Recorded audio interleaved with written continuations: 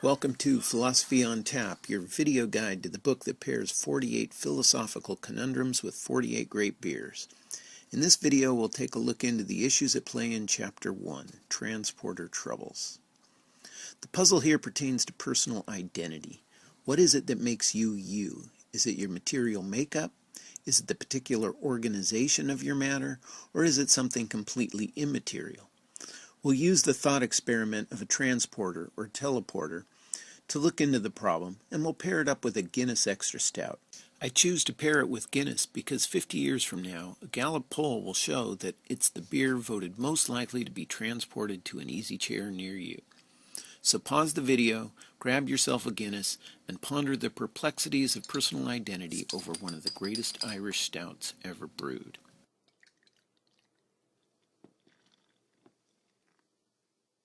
The idea of a transporter or teleporter was first made famous by the classic television show Star Trek. I imagine that Captain Kirk's first command after being made captain of the Enterprise was to have Scotty beam him up a Guinness straight from the brewery in Dublin, Ireland.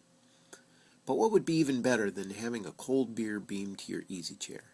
How about beaming yourself straight to the brewery for a tour and a pint? So imagine it's 50 years from now. Millions of people have successfully teleported themselves all across the planet. If I were to offer you a free ticket to beam yourself to the Guinness storehouse in Dublin, would you take it?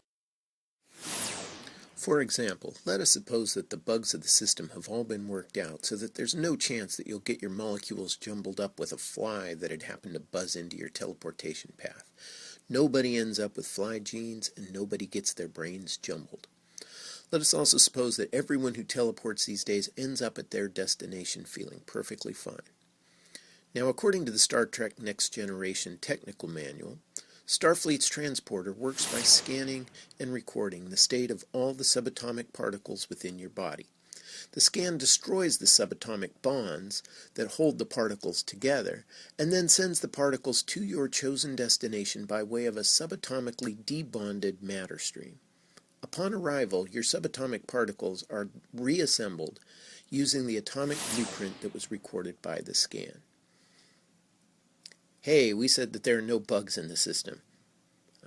That's better. Now, what do you think? Are you ready to give it a try? One possible reason for hesitation is the fact that the transporter is going to kill you. By tearing apart all your subatomic particles, the transporter will quite literally blow you to bits. On the upside, of course, it will put you back together again as good as new. Death and resurrection all within a few microseconds. Should you be bothered by this momentary death?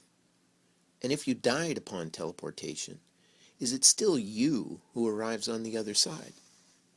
Most people that I've talked to are pretty okay with this sort of momentary death, and they feel confident that the resurrected person would still be them. But there are other ways in which a transporter might work that are perhaps more worrisome. Suppose that instead of sending your subatomic particles to your chosen destination, the transporter simply destroys them. What it sends is just the recorded scan of your atomic blueprint. Then at your destination, the transporter reassembles your body using all new subatomic particles. In this case, you awaken at your destination with a completely new body, although it will look and feel exactly like your old one. Some find this scenario a bit more unsettling. Here your present body is permanently annihilated. But why should that matter if you immediately get a new one that is atom by atom identical, just with new atoms? What do you think? Would you teleport yourself in this manner? Is it any worse than the first type of teleportation? You die either way. For a free trip to the Guinness storehouse, perhaps you can get over any hesitation. Remember, your cells are dying every day. You're constantly being rebuilt with new material.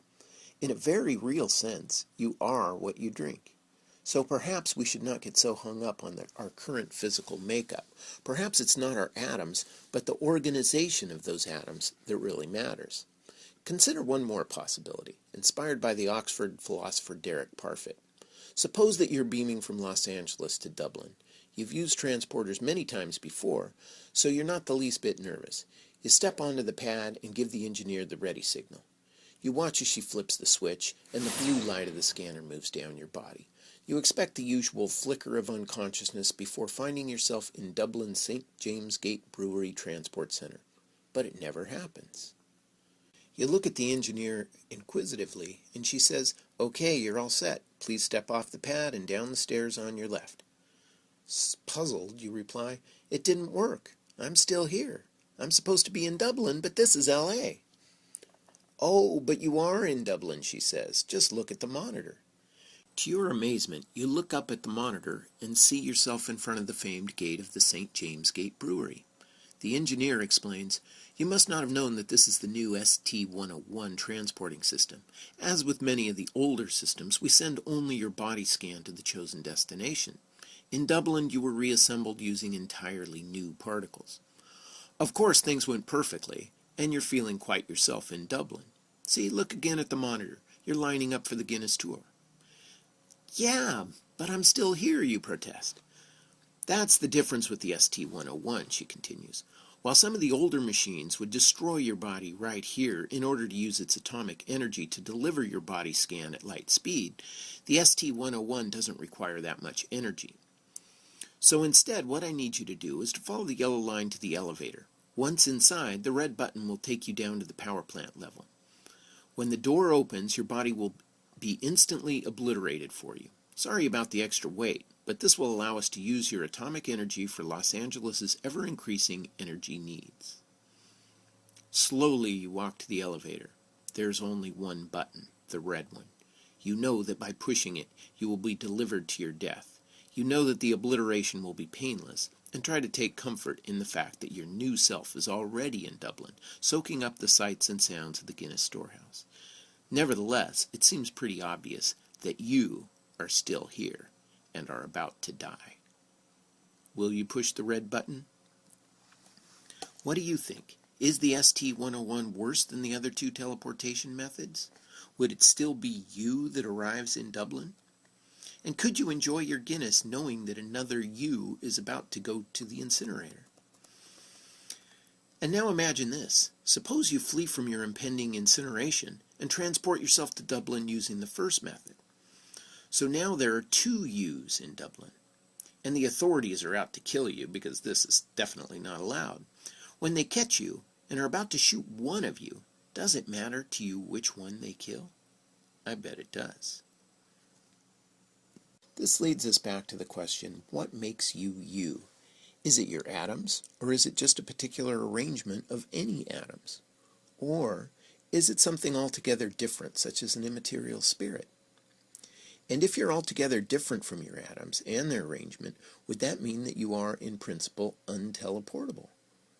Well, that should give you plenty to discuss at your next visit to the pub. For more on teleportation, you might check out The Prestige, starring Hugh Jackman and Christian Bale, or The Fly, starring Jeff Goldblum. For additional philosophical reading, I recommend Derek Parfit's Reasons and Persons, especially Part 3 of the book, and Richard Handley's The Metaphysics of Star Trek.